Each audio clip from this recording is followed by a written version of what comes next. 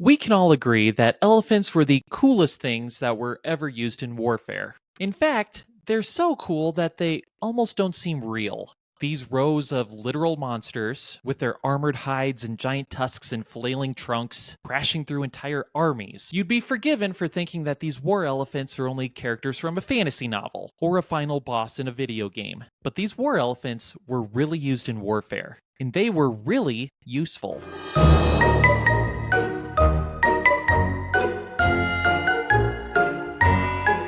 Serious military commanders viewed them as practical aspects of their army over a span of about 20 centuries. Throughout India and Southeast Asia especially, they are considered an essential part of any proper army. Ancient Indian kings even had this saying, "An army without elephants is as despicable as a forest without a lion, a kingdom without a king, or valor unaided by weapons."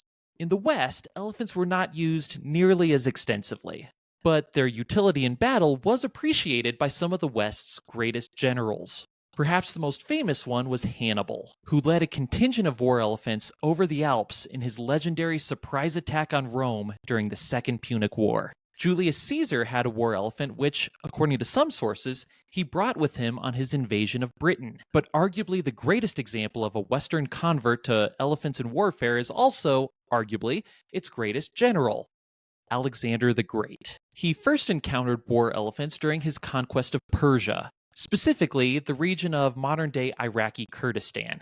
At the Battle of Gaugamela in 331 BC, the Persian army deployed war elephants against Alexander.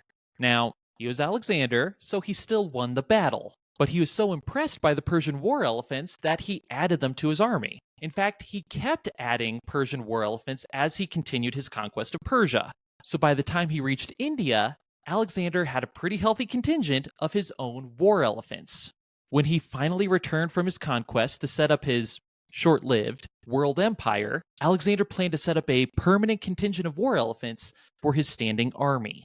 Okay, so war elephants were actually used in battle, and they were actually, well, useful. But who actually used them, and when? We have no idea who the first person was who saw an elephant in the jungle and thought, "I'm going to ride that bad boy into battle." And that's a shame, because I think we'd all really like to talk to them. But there is something that we can say with confidence. Whoever that person was, they were probably in India. The first written evidence that we have of using elephants in battle comes from the later Vedic period, so around the 6th century BC. Ancient Indian epics from around the 4th and 5th century BC contain elaborate descriptions of sophisticated elephant warfare. Because of the sophistication, it's fair to assume that elephants had already been used in warfare for quite a long time by that point. I'm sure there's lots of different metrics historians could use for determining when elephant warfare reached its pinnacle. But in terms of numbers, it's hard to beat India from around the 4th century BC, during the reign of Chandragupta Maurya. His Maurya Empire had around 9,000 war elephants. The Pala dynasty, from between the 8th and 13th century AD, had anywhere between 5,000 and 50,000 war elephants.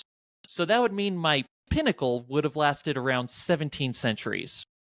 That's a long pinnacle.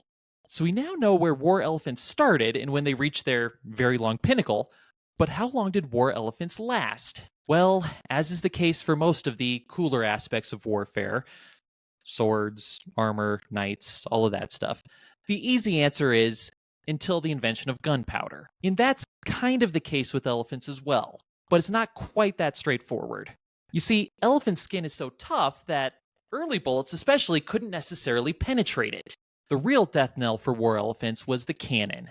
Even a big and armored war elephant couldn't withstand a cannonball blast. So that's when they mostly disappeared from the scene.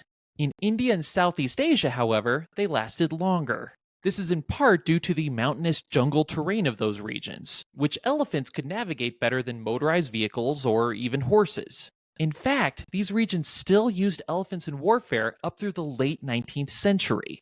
And even after elephants stopped being used in battle, they were still useful in other parts of warfare. After all, they're still really strong, can carry really heavy burdens, and are really great at navigating mountainous jungle terrain. In World War II, they were used to carry the materials necessary to build bridges in Burma. For similar reasons, elephants saw military service as late as the Vietnam War. Heck, the US Army and their Special Forces Field Manual listed elephants as a pack animal as recently as 2004.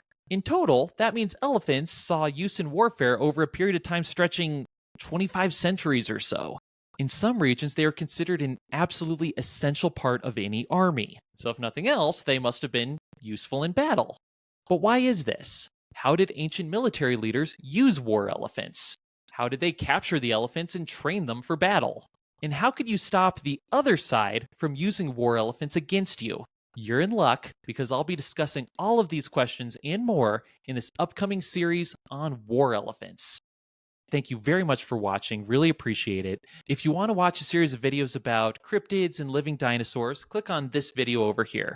If you'd like to watch videos about my literary discovery that led to my middle grade novel, Red Rex, click over here. And if you'd like to order that middle grade novel, Red Rex, you can click on the link in the description below. Thank you so much for watching.